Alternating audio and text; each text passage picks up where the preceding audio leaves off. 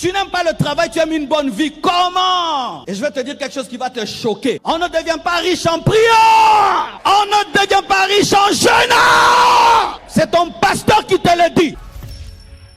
Montre-moi quelqu'un qui est devenu riche en priant. Montre-le-moi. Montre-le-moi. Viens me voir au bureau. Je vais t'étudier avec un microscope. On devient riche en travaillant, en bossant. Ok, j'attends les hommes spirituels qui disent, non pasteur, tu as méprisé la prière. Les Japonais prient. Le Japon, ils prient Jésus. À Dubaï, on prie Jésus. Donc pour être riche, ce n'est pas Jésus. Et sinon, comment ils sont riches? Oh, vous êtes choqués les chrétiens. Les chrétiens, vous sont choqués. Oh, Yesukaka, Yesukaka. Tu es pauvre parce que tu n'as pas Jésus. Tu mens, tu n'iras pas au ciel parce que tu n'as pas Jésus. Les choses d'argent, c'est autre chose. Mais pourquoi alors à Dubaï, ils sont riches? Ils ne prient pas Jésus? Explique-moi, chrétien. Explique-moi. Ah, tu ne réfléchis jamais comme ça. Tu sais pourquoi tu as peur de réfléchir comme ça? Ça va te révéler que tu es paresseux. On devient riche en travaillant. Qu'on soit païen, sorcier, magicien, chrétien, travaille. Même celui qui a le fétiche, s'il ne prend pas les ballons pour dribbler, il ne va pas marquer, il doit travailler. Mais toi, tu pries seulement. La prière va aller étudier pour toi, va aller travailler pour toi, va aller te chercher le travail. C'est pourquoi tu es pauvre, mais priant beaucoup. La prière accompagne le travail. C'est-à-dire, avant d'aller au travail, je prie. Et je vais au travail. Je finis le travail, je rends grâce. Je confie mon travail à Dieu. Mais tu dois présenter à Dieu quelque chose. Mes études, mon projet, mes affaires. Tu dois présenter quelque chose. Dieu a travaillé, ensuite il s'est reposé. Il n'y a pas de repos sans travail. Dieu bénit par le travail. Un pays se développe pas par la prière, par le travail. Je répète, Congo, le pays se développe par le travail, pas par la prière. Un pays qui ne fait que prier, qui ne travaille pas, c'est l'opium du peuple. Et de telles églises vont tuer les pays. C'est endormir les gens. Une nation comme celle-ci, avec tous ces chrétiens, toute cette richesse, nous sommes des pauvres parce que nous prions mal. On ne fait que prier, prier, prier. On ne ramasse pas les bouteilles sales. On ne ramasse pas la saleté. On n'arrange pas, mais on va vite à l'église. On ne voit même pas qu'il y a la boue du coin jusqu'au coin de l'avenue de l'église. On saute la boue, on va prier. Mes frères, nous devons avoir une journée Salongo pour arranger cette avenue. 10 000 personnes, si on se dit Salongo, on va arranger cette avenue. Un jour, on viendra ici, on prie 2 minutes, on prend les houes. On commence le travail du coin jusqu'au coin. Et Dieu va nous bénir. Arrêtons cette prière-là, on ne voit pas notre environnement. Tu pries tous les jours que Dieu te bénisse. Dieu t'a déjà béni. Mais ta bénédiction est un humain. Mais tu ne vois pas. Tu penses que Dieu va te donner l'argent alors que Dieu va te donner un homme. Et dans cet homme, il y a l'argent. Certains hommes, ils ont quelque chose. Ils sont courageux. Toi, tu as l'idée, mais tu n'as pas le courage. Lui, quand il parle de quelque chose, même si ce n'est pas à lui, tu vas acheter. Il te faut cette personne-là. Toi, tu cherches que la bénédiction, l'argent tombe sur ta tête. L'argent ne viendra pas sur ta tête. L'argent viendra par la combinaison des potentiels, la combinaison des connexions et des relations, la combinaison des grâces et des talents. 2 valent mieux qu'un. Facebook, ça commençait comment? 3 personnes, 4 personnes. Google, 3 personnes, 4 personnes. YouTube, 3 personnes, 4 personnes. Twitter, 3 personnes, 4 personnes. Toujours des groupes. Ton problème, tu es trop seul. C'est pourquoi tu échoues seul. Tu stagnes seul. Et quand même tu as une banqueroute, personne ne sait et personne ne peut t'aider. Mais lorsque vous travaillez à 2, il peut savoir que tu as chuté. Lui dit non, ok, au lieu de me payer mon salaire, mets ça encore dans l'entreprise, on va encore essayer. Et puis ça remonte, vous devenez grand. Ton problème, c'est que tu es seul. L'heure est arrivée de te présenter avec ta carte de visiteur. Parce qu'une fois qu'un homme a fini de connaître ton nom, il veut connaître ton travail. Et c'est par ton travail qu'il te bénira, par ton travail. Ton nom ne bénit pas, c'est ton travail. Aujourd'hui, je suis venu vous présenter ce qu'on appelle la CBC. Dites CBC. C'est Compassion Business Connection. Ceux du premier culte, ils sont mieux. Au premier culte, ils m'ont combattu. Alléluia.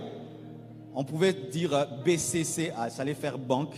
Alors on fait Compassion Business Connection. C'est-à-dire la connexion des hommes d'affaires de l'église Compassion. Amen. Alors je vais vous donner 2 versets que j'ai expliqués et puis je vais vous présenter la vision. Le thème de mon message, c'est l'importance de l'unité dans l'entrepreneuriat. Tu peux le dire à ton voisin? L'importance de l'unité dans l'entrepreneuriat. Tu peux dire entrepreneuriat ou entrepreneuriat. Les deux, ça passe, c'est le français. Amen, j'ai vérifié. Entrepreneuriat et entrepreneuriat, tout c'est bien. Il n'y a pas de faute. Quand les Français décident qu'il n'y a pas de faute, il n'y a pas de faute. Hein? Nous sommes debout, s'il vous plaît. Deutéronome 15, verset 10. La Bible dit: donnez-lui et que ton cœur ne lui donne point à regret. Car à cause de cela, l'Éternel, ton Dieu, te bénira dans tous tes travaux et dans toutes tes entreprises. Deutéronome 28, verset 8. L'Éternel ordonnera la bénédiction d'être avec toi dans tes greniers et dans toutes tes entreprises. Il te bénira dans le pays que l'Éternel, ton Dieu, te donne. Acclamons la parole, prenez place. C'est quoi une entreprise? Une entreprise, c'est une organisation. Sans organisation, il n'y a pas d'entreprise. Toi qui dis que tu es une entreprise, si tu n'es pas organisé, tu n'as pas d'entreprise. Et même si tu en as, tu vas connaître la faillite. L'entreprise est une organisation. C'est une unité économique qui produit des biens ou fournit des services dans le but de réaliser un profit ou seulement de développer la société et aider la population. Je peux faire une entreprise de service, je peux faire une entreprise de produits, je peux produire des chaussures, mais je peux offrir un service, te prendre de ta maison et te laisser à l'aéroport. C'est une entreprise. Si tu es une entreprise qui prend les gens chez eux à la maison et tu les déposes à l'aéroport sans qu'ils ne puissent arriver en retard, c'est une entreprise. Tu offres un service. Tu laves toutes les voitures de l'église pendant le culte. C'est un service où tu produis des habits, tu produis des vêtements. C'est un produit. Alors, il y a des entreprises qui sont là pour faire le profit. Et voici ceci. Ce n'est pas parce que je suis chrétien que je dois être mal à l'aise avec le profit. Nous avons un problème, nous les chrétiens, avec le profit. J'achète une tablette à 1000 $, je la revends à 1100 $, tu te sens culpabilisé.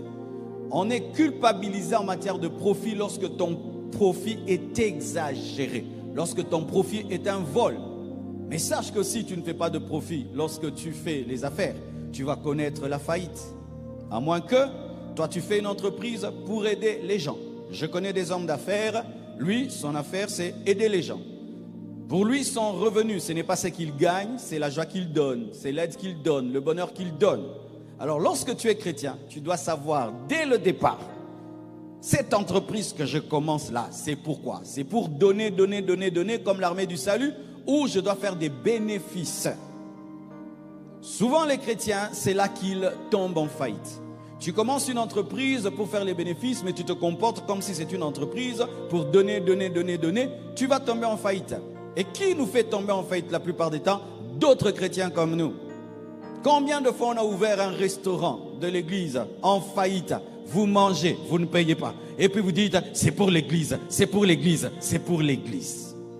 Mes frères, j'ai des business. Des business, certains, c'est pour faire le profit. D'autres, c'est pour offrir. J'écris des livres. Quand j'écris un livre, ce n'est pas pour le donner, c'est pour le vendre. Mais quand je le mets en PDF sur un site, c'est pour l'offrir. Tu me demandes un livre, je t'offre en PDF. Tu me demandes mon livre en papier, je te le vends. Pourquoi? Je dois tourner l'imprimerie pour faire d'autres livres. Et si tu me culpabilises, c'est ton problème avec l'esprit de pauvreté. Give me amen, I évolue. J'ai des appartements. Certains de mes appartements, c'est pour recevoir mes invités. C'est gratuit. Ma joie, c'est donner la joie. J'ai d'autres appartements. Tu fais 2 mois, je te chasse. Même si tu es fidèle de l'église. Sans payer. Tu fais 2 mois dans mon appartement sans payer. Si j'ai cet appartement pour faire des bénéfices, je te vire, je te chasse. Là où je dois aider, j'aide. Là où je dois faire le bénéfice, je fais le bénéfice. Pourquoi? Parce que derrière cette entreprise de bénéfices, il y a des gens que je paye, des pères de famille qui doivent envoyer leurs enfants à l'école. Si ça chute, leur famille aussi va chuter et leurs enfants ne vont pas manger et eux ne vont pas travailler. Et tu ne dois pas te culpabiliser en tant que chrétien que de faire du bénéfice. Et on dit quoi? Il aime l'argent. Ok, le terme aimer l'argent est fort, mais on a besoin d'argent. Alléluia.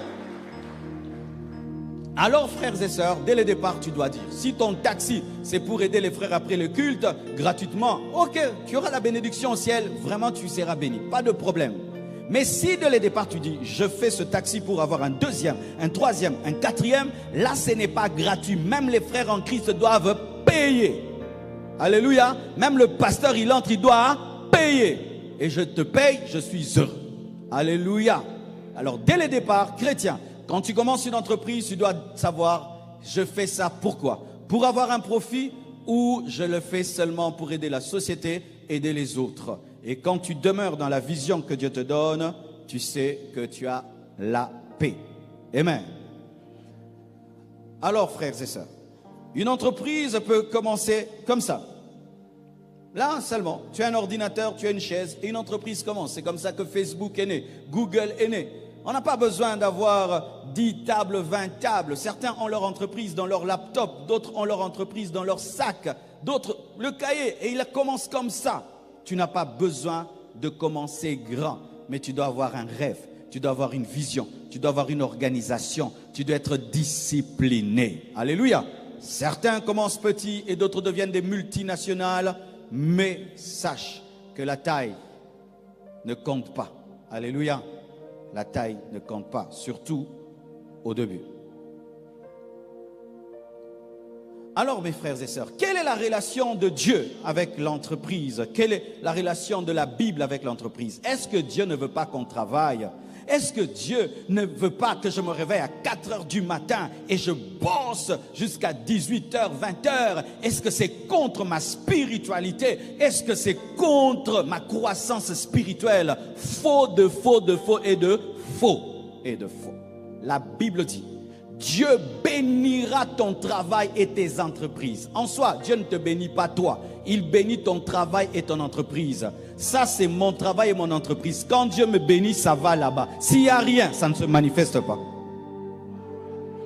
Quand Dieu te bénit, c'est l'entreprise et le travail qui permettent à la bénédiction de se manifester, parce que la bénédiction va tomber dans ton travail et dans ton entreprise. Et un homme qui ne fait rien, c'est comme si Dieu ne l'a pas béni, mais tu es béni. Mais il n'y a pas l'aéroport de la bénédiction, parce que la bénédiction atterrit dans les entreprises et dans le travail. C'est pourquoi Genèse 1 nous révèle que Dieu est un bosseur, un travailleur. La première révélation de Dieu dans la Bible, c'est un Dieu qui travaille, c'est un Dieu qui crée, c'est un Dieu qui invente. Et le travail a existé avant la chute. Le travail n'est pas une malédiction, mais le travail est une bénédiction, parce que Dieu a dit à Adam et Ève, cultivez la terre, cultivez. Cultiver, c'était avant la chute. Arrêtons dans l'église de considérer le travail comme une malédiction. Allons au travail en réchignant. Je vais encore au travail, je vais encore au travail. Tu n'aimes pas le travail, mais tu aimes le salaire. Comment? Tu n'aimes pas le travail, tu aimes une bonne vie. Comment? Et je vais te dire quelque chose qui va te choquer. On ne devient pas riche en priant. On ne devient pas riche en jeûnant.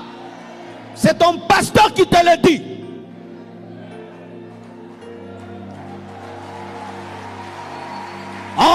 Montre-moi quelqu'un qui est devenu riche en priant. Montre-le-moi. Montre-le-moi. Viens me voir au bureau. Je vais t'étudier avec un microscope. On devient riche en travaillant, en bossant. Ok, j'attends les hommes spirituels qui disent, non pasteur, tu as méprisé la prière. Les Japonais prient. Le Japon, ils prient Jésus. À Dubaï, on prie Jésus. Ah. Donc pour être riche, ce n'est pas Jésus. Et sinon, comment ils sont riches? Oh, vous êtes choqués les chrétiens. Les chrétiens sont choqués. Oh, Yesu kaka, Yesu kaka. Expliquez-moi. Moutamaye, expliquez-moi. Tu es pauvre parce que tu n'as pas Jésus. Tu mens. Tu n'iras pas au ciel parce que tu n'as pas Jésus. Les choses d'argent, c'est autre chose. Mais pourquoi alors à Dubaï ils sont riches? Ils ne prient pas Jésus? Explique-moi, chrétien. Explique-moi. Ah, tu ne réfléchis jamais comme ça. Tu as peur de réfléchir comme ça. Tu sais pourquoi tu as peur de réfléchir comme ça? Ça va te révéler que tu es paresseux. On devient riche en travaillant. Qu'on soit païen, sorcier, magicien, chrétien, travaille. Même celui qui a le fétiche, s'il ne prend pas les ballons pour dribbler, il ne va pas marquer, il doit travailler. Mais toi, tu pries seulement. La prière va aller étudier pour toi, va aller travailler pour toi, va aller te chercher le travail. C'est pourquoi tu es pauvre, mais priant beaucoup. La prière accompagne le travail. C'est dire, avant d'aller au travail, je prie. Et je vais au travail. Je finis le travail, je rends grâce. Je confie mon travail à Dieu. Mais tu dois présenter à Dieu quelque chose. Mes études, mon projet, mes affaires. Tu dois présenter quelque chose. Dieu a travaillé, ensuite il s'est reposé. Il n'y a pas de repos sans travail. Sinon, comment les Japonais, comment les athées sont riches? Parce qu'ils appliquent les valeurs de Jésus. Les valeurs de Jésus, c'est le travail. Lorsqu'un païen, je peux expliquer, c'est ce que pasteur Greg nous a dit. Toi, tu es fils de la maison. Ton papa t'éduque, tu n'écoutes pas.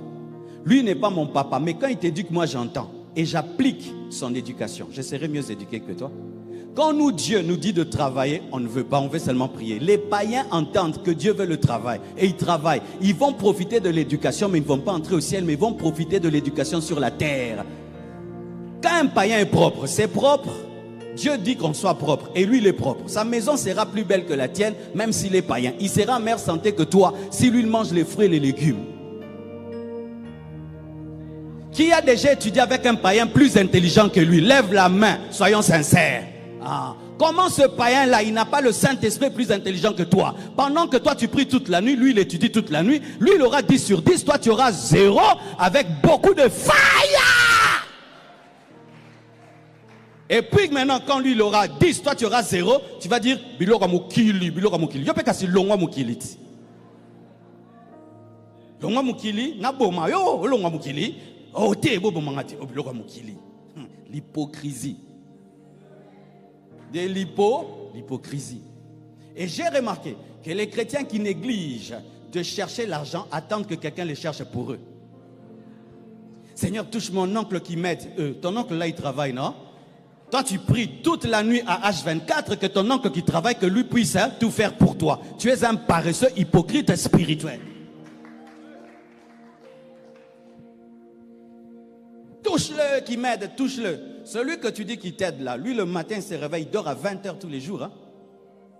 Mais quand il fait ça, tu dis, toi tu es charnel, tu ne fais que chercher l'argent. Mais toi le spirituel, pourquoi tu vas chercher celui qui cherche l'argent? Que Dieu te donne ça dans ta chambre, non? Hypocrisie. Dieu bénit par le travail. Un pays se développe pas par la prière, par le travail. Je répète, Congo. Le pays se développe par le travail, pas par la prière. Un pays qui ne fait que prier, qui ne travaille pas, c'est l'opium du peuple. Et de telles églises vont tuer les pays. Vont tuer les pays. C'est endormir les gens. Une nation comme celle-ci, avec tous ces chrétiens, toute cette richesse, nous sommes des pauvres parce que nous prions mal. On ne fait que prier, prier, prier. On ne ramasse pas les bouteilles sales. On ne ramasse pas la saleté. On n'arrange pas. Mais on va vite à l'église. On ne voit même pas qu'il y a la boue du coin jusqu'au coin de l'avenue de l'église. On saute la boue. On va prier. Mes frères, nous devons avoir une journée Salongo pour arranger cette avenue. 10 000 personnes, si on se dit Salongo, on va arranger cette avenue. Un jour, on viendra ici, on prie 2 minutes, hein, on prend les houes. On commence le travail du coin jusqu'au coin et Dieu va nous bénir. Arrêtons cette prière-là, on ne voit pas notre environnement. Vraiment. Et nous prêchons, regardez, les Lévites, le sacrificateur sont passés. Ils ont laissé l'homme par terre. C'est ça, le Samaritain qui l'a aidé. Pourquoi le Samaritain l'a aidé? Parce qu'il ne regardait pas que le ciel, il regardait aussi la terre. Et il a vu sur la terre qu'il y avait quelqu'un qui était malade. Non, on va à l'église comme ça. Il y a des trous, il y a des trous. Il y a des bouteilles sales dans les caniveaux. Je vais à l'église. Yoko, tu as des deuxième kilt, troisième kilt.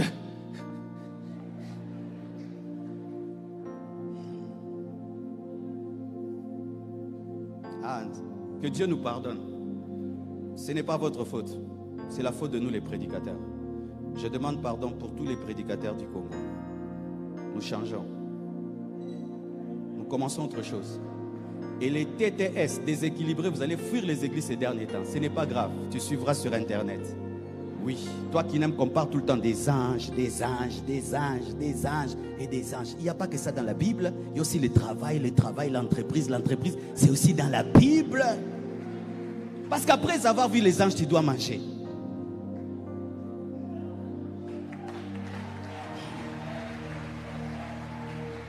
Écoutez ce que la Bible dit. L'Éternel ordonnera à la bénédiction d'être avec toi. Écoute maintenant, dans tes greniers et dans toutes tes entreprises. Avec toi où? Dans tes greniers et dans les entreprises. C'est-à-dire quoi? Quand Dieu te bénit, ça tombe où? Dans les greniers, dans l'entreprise. S'il n'y a rien, il n'y a rien.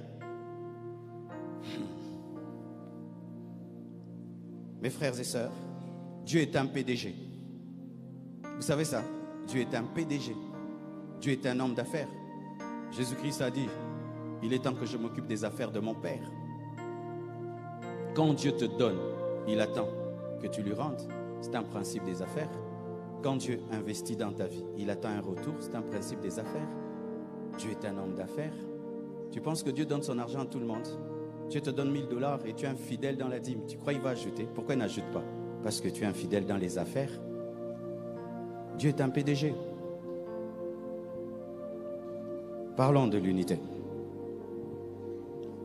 Ecclésiaste 4, verset 9, la Bible dit, deux valent mieux qu'un, parce qu'ils retirent un bon salaire de leur travail.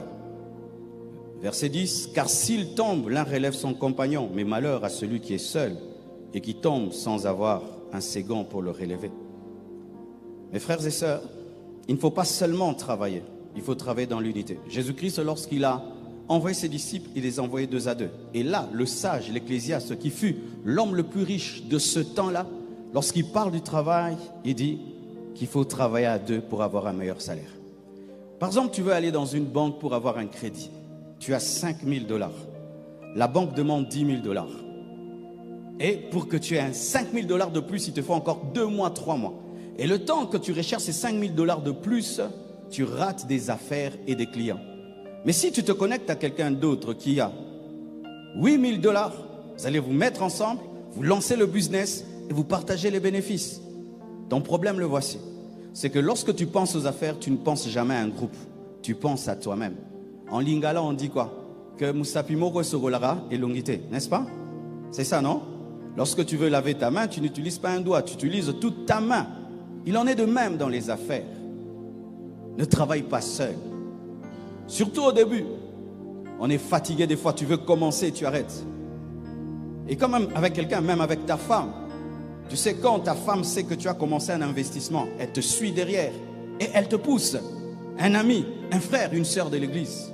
Mais le problème, tu travailles seul. Alors qu'un homme peut t'ouvrir une porte. Un homme peut connaître quelqu'un qui connaît quelqu'un et cela va ouvrir ta porte. Je peux avoir l'argent, mais je n'ai pas l'idée. Toi, tu as l'idée, moi j'ai l'argent, on fusionne. Je peux avoir le matériel, mais toi, tu as les clients, on fusionne. Je peux avoir le lieu, et toi, tu as le matériel, on fusionne. Je peux avoir la stratégie, et toi, tu as le capital, on fusionne. Tu pries tous les jours que Dieu te bénisse. Dieu t'a déjà béni, mais ta bénédiction est un humain. Mais tu ne vois pas. Tu penses que Dieu va te donner l'argent alors que Dieu va te donner un homme. Et dans cet homme, il y a l'argent. Certains hommes, ils ont quelque chose. Ils sont courageux.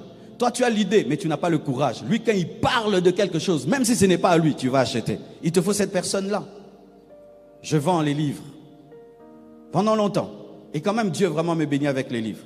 Mais il y a une fille qui habite chez moi. Elle m'a amené une idée que je n'avais pas. Elle vend mes livres. Elle les livre à domicile. Elle lit le livre, elle commente le livre. Les gens disent, waouh, quel livre? Il dit, c'est le livre du pasteur Marcelo, tu le veux?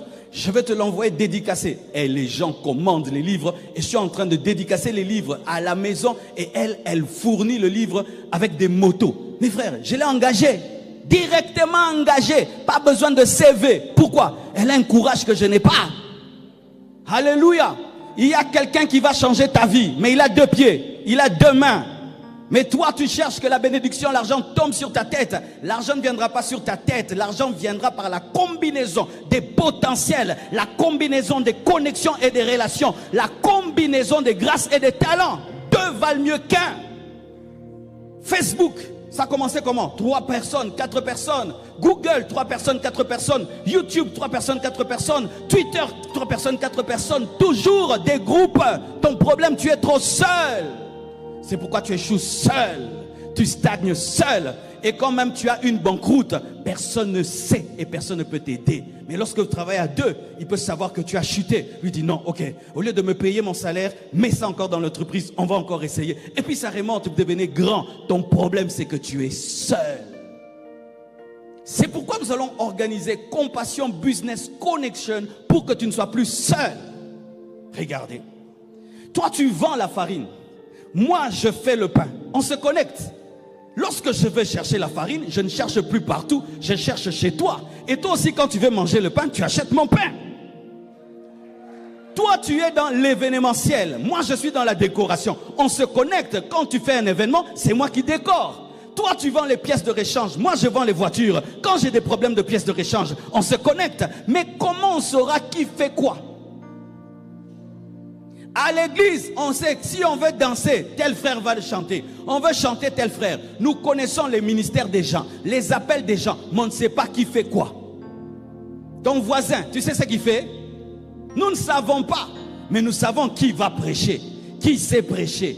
Dans les églises, nous avons le répertoire des ministères, mais pas le répertoire des affaires. C'est pourquoi l'argent quitte l'église et va chez les païens, parce qu'on ne sait pas qui fait quoi. Comment je vais travailler avec toi? Je ne te connais pas. Je sais que tu t'appelles frère ceci, mais je ne sais pas que tu es coiffeur. Je ne sais pas que tu es menuisier. Je ne sais pas que tu es maçon. Je ne sais pas que tu es imprimeur. Il est temps qu'on puisse connaître ce que tu fais pour qu'on puisse se connecter et que l'argent puisse tourner dans l'église et puisse déclencher des emplois. Donne-moi la main.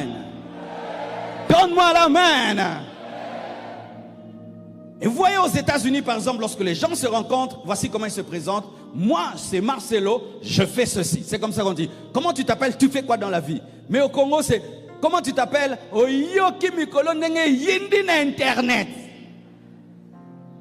L'heure est arrivée de te présenter avec ta carte de visiteur. L'heure est arrivée de te présenter avec ta carte de visite.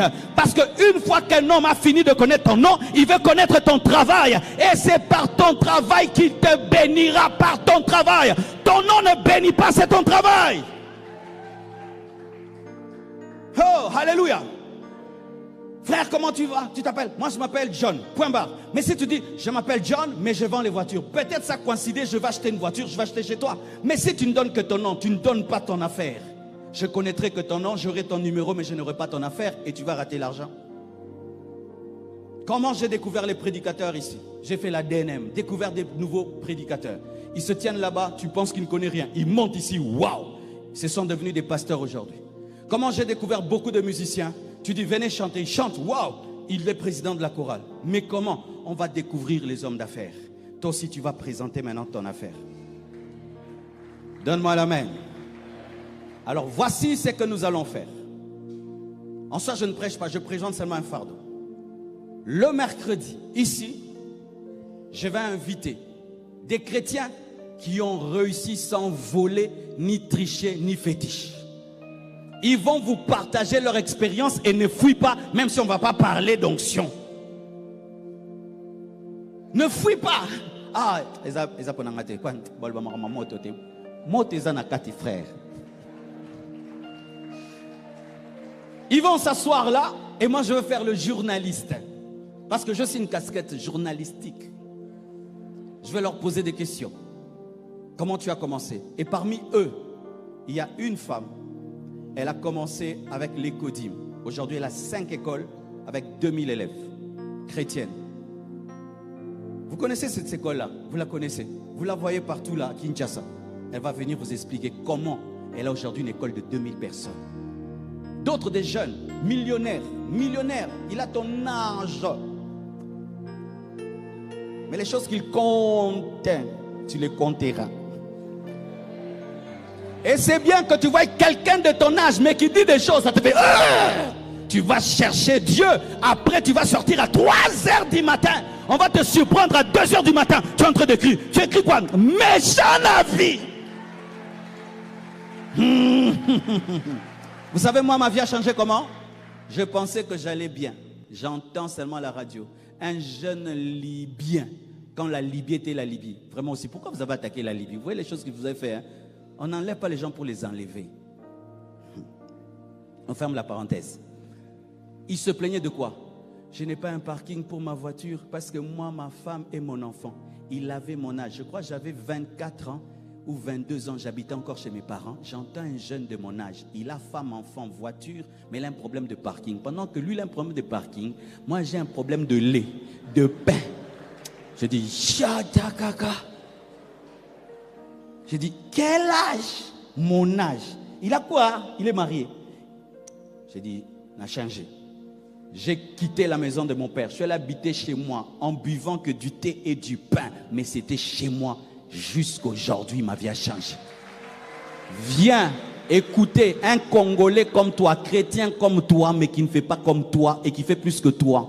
Et ça va te défier, te challenger. Peut-être il fait comme toi et tu seras encouragé à continuer. Parce que souvent, les hommes qui voient loin sont découragés.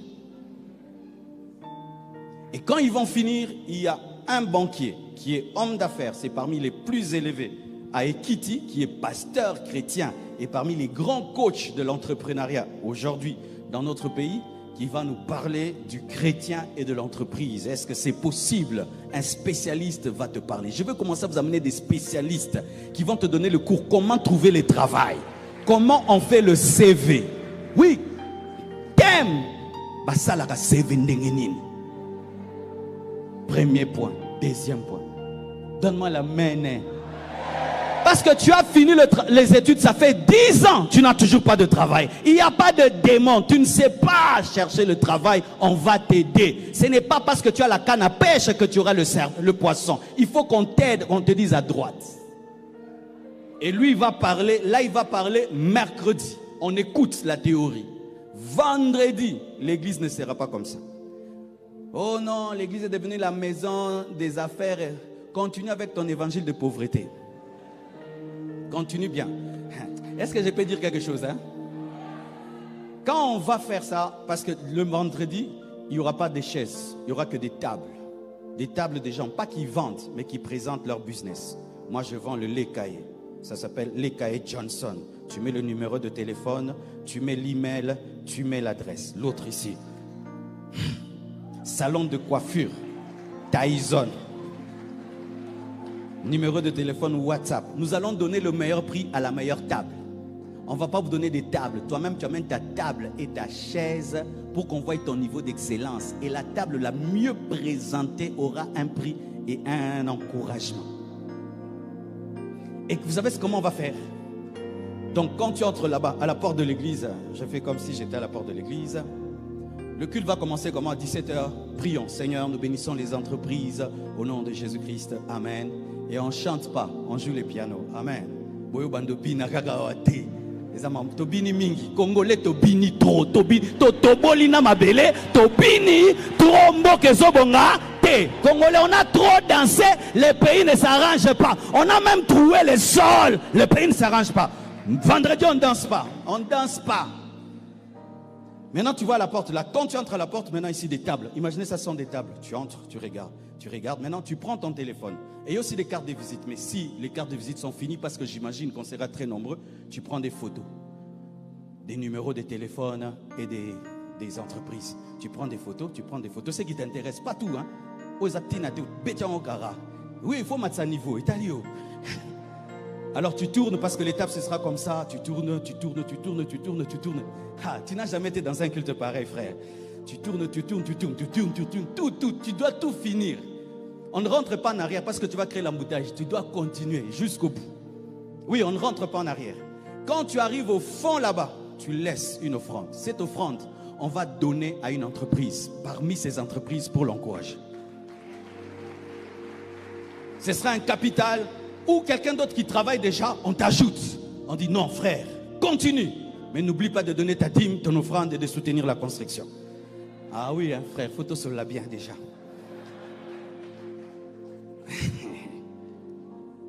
Et tu pars. C'est tout. C'est ton culte est fini. Tu peux t'arrêter, tu causes, ou quand tu sors là-bas, maintenant vous causez. Mais qu'est-ce qui va se passer? C'est que aujourd'hui, après le culte, tous ceux qui veulent exposer leur entreprise, vous n'allez pas partir. On doit vous répertorier. On ne va pas prendre du temps. Vous donnez seulement vos numéros WhatsApp. Et j'espère que tu as un WhatsApp, hein, et un WhatsApp business. Parce que si tu n'as pas de WhatsApp, vraiment, il faut qu'on t'impose les pieds. Ah oui, 21e siècle, tu n'as pas ça. Alors, après le culte, on va prendre vos numéros de WhatsApp. Et directement, on va faire un groupe. On a déjà commencé ça au premier culte. On va faire un groupe WhatsApp. Et c'est là qu'on va vous donner toutes les coordonnées. La table aura quelle taille, quel genre de chaise. Si tu peux aussi amener un roll-up. Tu connais un roll-up? Si tu ne connais pas aussi, c'est ton problème. Comment tu ne connais pas les roll-up au 21e siècle? J'espère aussi que tu as un site internet. Tu n'as pas de site internet. Donc tu n'existes qu'au Congo. Tu n'as pas la vision qu'un Chinois aujourd'hui commande ce que tu fais. Donc on va t'aider. C'est là-bas maintenant que le président, parce que j'ai mis un président des hommes d'affaires de la compassion. Amen. C'est un jeune homme qui travaille, qui bosse, qui est très intelligent, très innovant. Il a vécu en Europe, maintenant il vit ici. Alors il a l'intelligence de l'Afrique et de l'Europe. C'est très important. Alléluia. Alors lui maintenant va vous dire maintenant comment on va faire. Et le vendredi lorsqu'on vient, tu regardes, tu regardes, tu regardes, tu regardes. Après, on va faire une réunion avec tous ces entrepreneurs-là et on va vous connecter. Celui qui vend la farine, on va le connecter avec celui qui vend le pain. Celui qui vend le pain avec celui qui a une boulangerie. Celui qui a une boulangerie avec celui qui fait des fêtes. Tout ça, ça va faire comme les Juifs font. Vous savez, les Juifs ont ce principe. Avant que l'argent quitte le circuit des Juifs, il doit passer entre les mains de 12 Juifs. 12 Juifs, ensuite il peut sortir. Mais nous souvent, tu as et puis ça sort. Pourquoi? Tu ne connais pas ce que l'autre fait. Et des fois, la personne est près de toi. Il y a une jeune fille qui est chez moi. On causait tout le temps. Et puis je lui dis, tu fais quoi dans la vie? Elle dit, non, pasteur, je tresse et je maquille. Oh, je dis, mais essaye alors. Elle a commencé à tresser les enfants et tout. Elle tresse très très bien. Tu vois, des fois nous n'avons pas des conversations profondes. On parle de tout, des gens, mais sans parler de notre travail. Ce qui fait que lorsque j'ai besoin de ton potentiel, je ne sais même pas ce que tu fais dans la vie. Dis-moi équilibre. Ce n'est pas parce que tu es chrétien que je suis obligé d'acheter chez toi. Ah, comment? Parce qu'il y a aussi des escrocs. Il y a aussi des voleurs. Il y a aussi des négligents. Combien de fois on engage des chrétiens, on les chasse? Tu lui dis à 8 h, il vient à 9 h. Toujours avec une explication. Il avait trop prié et les combats spirituels étaient trop forts. D'ailleurs, patron, j'ai même prié pour toi dedans. Et vous allez au travail en retard au nom de j'ai prié, j'ai jeûné. Une fois que ton frère est ton patron ou bien ton collaborateur, tu amènes les choses de l'église dedans. Pasteur, comprends-moi, toi tu es mon pasteur. Ici, ce n'est pas pasteur, on fait les affaires. Alors vous, c'est souvent lorsqu'on est des bons frères à l'église que tu ne me payes pas. Ou tu me sers mal. On s'est entendu 10 produits, tu me livres 5 produits parce que nous sommes chrétiens. Alors si déjà tu sais que tu es un escroc, vendredi, ne viens pas. Amen, hein? Parce que nous allons parler de toi dans le groupe, dire que tu es un escroc. Et ton escroquerie sera connue. Parce que souvent les escrocs, c'est quand ils veulent profiter maintenant. Il y a d'autres même vont créer l'entreprise maintenant seulement pour présenter vendredi. Ça, c'est déjà l'escroquerie. Aussi, nous ne parlons pas des salariés. Si tu travailles chez quelqu'un, ce n'est pas de toi dont je parle. Je parle des entrepreneurs, c'est-à-dire des PDG. Même si tu es PDG de tes beignets, tu es PDG de l'eau, tu es PDG du pain. mais pas quelqu'un qui travaille chez quelqu'un. C'est ton patron qui doit venir présenter son entreprise. Toi, tu ne vas pas venir présenter l'entreprise de ton patron. Donc, on ne parle pas des employés, on ne parle pas des salariés, on parle des entrepreneurs. C'est-à-dire, c'est toi le visionnaire, c'est une chose que toi, tu as commencé, parce qu'un pays ne se développe pas par les salariés, mais par les hommes d'affaires et les gens qui osent innover et ouvrir des chemins. Ce n'est pas que je te décourage à travailler chez quelqu'un, mais travaille chez quelqu'un le temps d'avoir un capital pour commencer ton entreprise. Au Congo, nous étudions pour travailler chez quelqu'un. Aux États-Unis, on étudie pour travailler pour soi-même. J'ai mis mon enfant dans une école. J'ai été étonné, mes frères. Leur cours d'entrepreneuriat, c'est quoi? Le livre Père riche, Père pauvre. Qui connaît ce livre-là? Tu vois, ce livre-là, c'est parmi les meilleurs livres, n'est-ce pas, sur le développement personnel. C'est un livre qui est un cours dans une école. Alors qu'il y a des gens qui ont fini dans nos universités qui n'ont jamais lu ce cours-là, on donne ce livre-là à un enfant de 15 ans, de 16 ans. Mes frères et sœurs, même si tu as un bon salaire là où tu travailles, vaut mieux que tu sois le patron de toi-même. Apprends pendant un temps de ton patron pour commencer ton propre business. Et ce n'est pas un péché. Mais si tu veux une vie calme, ok, tu n'aimes pas le risque, reste auprès de ton patron. Mais si tu as des grands rêves, démissionne un jour. Et prends ton argent et commence quelque chose de petit. Mais dans 20 ans, 30 ans, tu deviens grand. Et dans ce pays, mes frères, le terrain est tellement vierge, tellement d'entreprises qu'il n'y a pas. Je vais te donner... Qui veut avoir l'argent? Voici une idée que je te donne. Je viens de découvrir cette entreprise pendant Équilibre. J'ai eu mal. J'ai cherché un groupe électrogène. Notre groupe avait une panne. On cherche un autre groupe, ça a une panne. Alors j'ai dit, mais trouvez-moi une entreprise vraiment digne de ce nom, vraiment une entreprise, grande entreprise, qui est spécialisée seulement dans la location des groupes électrogènes. On a commencé à chercher, on n'a pas trouvé. Et puis on me dit, non, il y a quelqu'un. J'ai dit, qui? J'ai dit, non, j'ai déjà son groupe électrogène. C'est celui qui fonctionne au niveau du palais du peuple. À part lui, on a... Donc tu trouves quelqu'un avec un seul groupe électrogène qu'il fait louer. Même pas quelqu'un qui en a 10. Avec des camions qui les livrent et qui les reprennent. Personne n'a ça. Avec ce problème d'électricité, personne n'a vu ce filon. Avec ce problème d'électricité où tout le monde a besoin d'un groupe, il n'y a pas une affaire de ce niveau-là où quelqu'un a 10 groupes électrogènes qui fait louer. Waouh!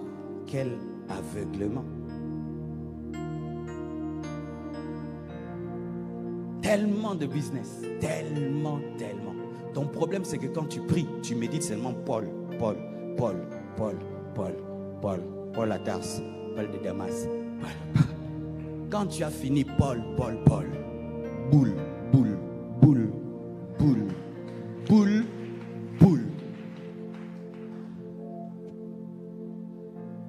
Je ne te prêche pas des choses que je ne fais pas. Si aujourd'hui on me dit de ne plus être prédicateur, je ne mourrai pas de faim. Si on ferme la compassion, mes enfants ne mourront pas de faim, ni ma femme. Mes enfants vont étudier, ils vont. Pourquoi? Boule. Paul, boule. Paul, boule. Équilibre. Vous suivez les pasteurs en désordre. Tu vois, quand tu me vois, je prêche comme ça, tu penses que moi je ne pense qu'à la Bible. Non, je ne pense pas qu'à la Bible. Je pense des fois à l'argent. Dites argent. Dis, le pasteur pense des fois à l'argent. Même pas des fois, souvent même. Il ne faut pas être hypocrite. Vous tous, vous pensez à l'argent. Tu payes le loyer avec quoi? Tu manges avec quoi? Tu vas rentrer à la maison avec quoi? Tu t'habilles avec quoi? C'est l'hypocrisie. Mais pourquoi devons-nous devenir riches? Les païens cherchent à être riches pour eux. Ça, ce n'est pas notre but. Les païens cherchent à devenir riches pour prouver aux gens. Ça, c'est de la vanité. Nous cherchons à être riches pour aider les gens. Nous cherchons à être riches pour soutenir l'œuvre de Dieu. Nous cherchons à être riches pour développer notre nation. Nous cherchons à être riches pour devenir des solutions. Nous cherchons à être riches pour donner la joie et le bonheur. Alléluia.